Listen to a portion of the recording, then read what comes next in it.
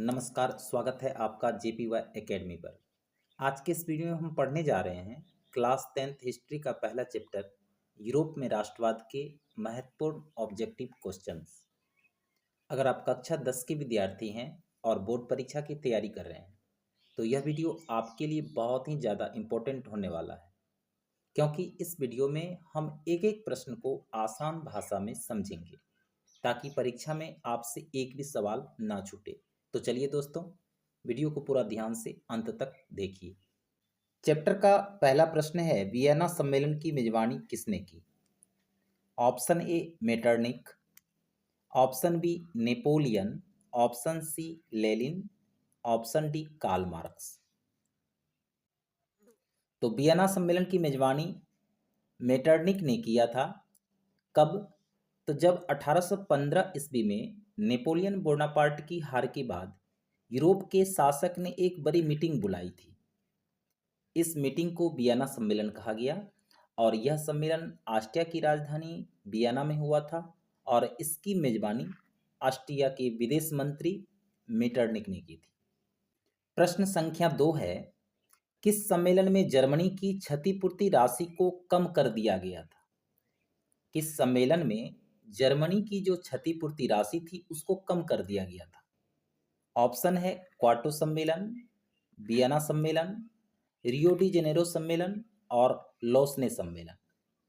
तो right answer होगा option D, लोसने सम्मेलन में जर्मनी की जो क्षतिपूर्ति राशि थी उसको कम कर दिया गया, क्योंकि प्रथम विश्व युद्ध 1914 और 1918 के बीच जो हुआ था उसमें जर्मनी से बहुत ज़्यादा जुर्माना मांगा गया था और जर्मनी इतनी बड़ी रकम को नहीं चुका पा रहा था। इसलिए 1932 में लॉसने सम्मेलन हुआ और इसमें तय किया गया था कि जर्मनी से जो ली जा रही है क्षतिपूर्ति राशि उस राशि को कम कर दिया जाए। किस सम्मेलन में हुआ था यह बात? तो लॉसने सम्मेलन में। प्रश्न संख्या 3 है, अमेरिका में न्यू डील किसने लागू की? ऑप्शन है Abraham Lincoln, Franklin D Roosevelt, Barack Obama, Nixon. तो अमेरिका में न्यू डील किसने लागू की? तो राइट आंसर होगा option B, Franklin D Roosevelt. इन्होंने अमेरिका में न्यू डील लागू की थी। कब? जब 1933 में अमेरिका में महामंदी का समय चल रहा था। उस समय यह डील लागू की गई थी, जो एक प्रकार की योजना थी। किसके द्वारा किया गया था? तो रूजवेल्ट के द्वारा। क्यों किया गया था? क्योंकि अमेरिका की डूबी हुई अर्थव्यवस्था को दोबारा खड़ा किया जा सके, क्योंकि उस समय महामंदी के समय अमेरिका की जो अर्थव्यवस्था थी वो काफ़ी गिर गई थी। प्रश्न संख्या 4, हेगेल किस देश का दार्शनिक था? ऑप्शन है फ्रांस, इटली, जर्मनी, ऑस्ट्रिया। तो हेगेल किस देश का दार्शनिक था? राइट आंसर होगा option C, Germany. Hegel Germany देश का एक महान दार्शनिक था। प्रश्न संख्या 5, वियना कांग्रेस का मुख्य उद्देश्य क्या था? तो वियना कांग्रेस का मुख्य उद्देश्य था राजतंत्रों को पुनः स्थापित करना। प्रश्न संख्या 6, सिकंदर कहाँ का निवासी था? तो सिकंदर यूनान देश का रहने वाला था। इनका जन्म हुआ था 356 ईस्वी पूर्व यूनान के मेसोडोनिया में और सिकंदर ने अपने गुरु अरस्तु से शिक्षा प्राप्त की थी और उन्होंने बहुत ही कम उम्र में लगभग आधे विश्व पर विजय प्राप्त कर ली थी। प्रश्न संख्या 7 है, फ्रांसीसी क्रांति कब हुई? ऑप्शन है 1789, 1804, 1871, 1817। तो फ्रांसीसी क्रांति 1789 में हुई थी। राइट आंसर होगा ऑप्शन ए। फ्रांसीसी क्रांति 14 जुलाई 1789 को शुरू हुई थी। जनता ने बास्तील किले पर हमला के माध्यम से जनता ने बास्तीन के किले पर हमला शुरू किया था। यहीं से यह क्रांति की शुरुआत हुई थी, जिसमें राजा जो लुई 16वां था, उनकी निरंकुश सत्ता समाप्त हो गई और वहां पर यानी फ्रांस में गणतंत्र की स्थापना हुई। प्रश्न संख्या 8 है, राष्ट्रीय आंदोलन का केंद्र जैना विश्वविद्यालय कहाँ स्थित है? ऑप्शन है इटली, जर्मनी, रूस, ग्रेट ब्रिटेन। तो राष्ट्रीय आंदोलन का केंद्र जैना विश्वविद्यालय जर्मनी में स्थित है। Right answer option B. प्रश्न संख्या 9, कौसुत का संबंध किस देश से है? ऑप्शन है ऑस्ट्रिया, यूनान, पोलैंड, हंगरी। तो कौसुत का संबंध हंगरी देश से है, अर्थात कौसुत हंगरी के राष्ट्रवादी नेता थे। उन्होंने 1848 की क्रांति के समय ऑस्ट्रिया से हंगरी की स्वतंत्रता के लिए आंदोलन चलाया। चलिए प्रश्न संख्या 10, इटली तथा जर्मनी वर्तमान में किस महादेश के अंतर्गत आते हैं?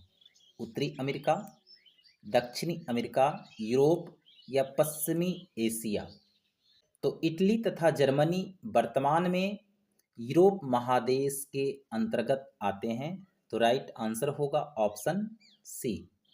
प्रश्न संख्या 11, फ्रांस में किस शासन वंश की पुनर्स्थापना वियना कांग्रेस द्वारा की गई थी? ऑप्शन है हैप्सबर्ग, आलिया वंश, बुर्बो वंश, जारशाही। तो फ्रांस में बुर्बो वंश की पुनर्स्थापना के लिए वियना कांग्रेस द्वारा यह आयोजन हुआ था। यानी फ्रांस में पहले राजा बुर्बो थे और नेपोलियन जब आया तो उन्होंने कई युद्ध के माध्यम से वहां के जो राजा बुर्बो थे उन्हें गद्दी छोड़ना पड़ा। जब नेपोलियन की हार हुई तो वियना कांग्रेस ने फैसला किया कि चलो फिर से बुर्बो राजा को गद्दी पर बैठाया जाए।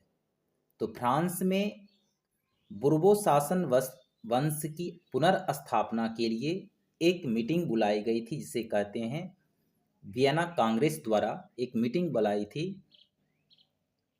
ठीक है। प्रश्न संख्या 12, मैजनी का संबंध किस संगठन से था?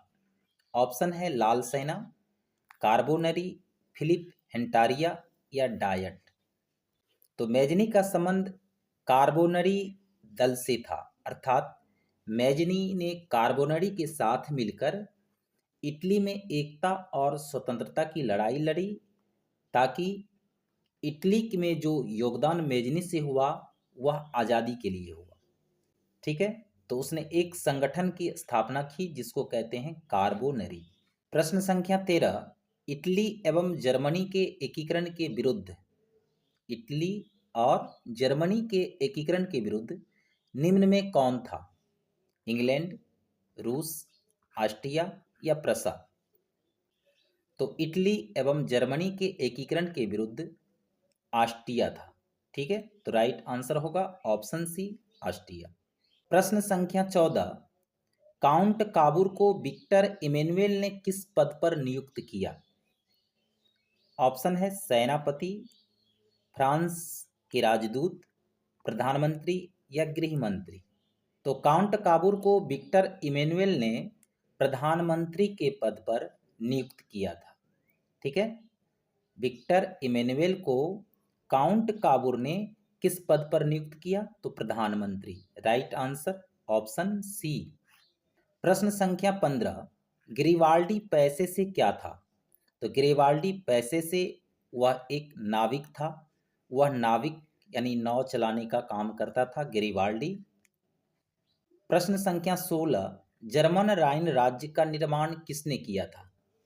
ऑप्शन है लुई 18वां, Napoleon Bonaparte, Napoleon third, Bismarck. तो जर्मन राइन राज्य का निर्माण नेपोलियन बोनापार्ट ने किया था। राइट आंसर होगा ऑप्शन बी। यानी जब नेपोलियन बोनापार्ट ने यूरोप के कई हिस्सों पर कब्जा करना प्रारंभ किया, तब उसने जर्मनी में ही अपना प्रभाव बढ़ाया। नेपोलियन बोनापार्ट ने जर्मनी में ही अपना प्रभाव को बढ़ाया और 1806 ईस्वी में नेपोलियन ने इन छोटे छोटे जर्मन राज्यों को मिलाकर एक नया संघ बनाया था, जिसे कहा गया राइन संघ या राइन राज्य। ठीक है, तो जर्मन राइन राज्य का निर्माण किसने किया? नेपोलियन बोनापार्ट ने। प्रश्न संख्या 17, जालवेरिन कैसी संस्था थी?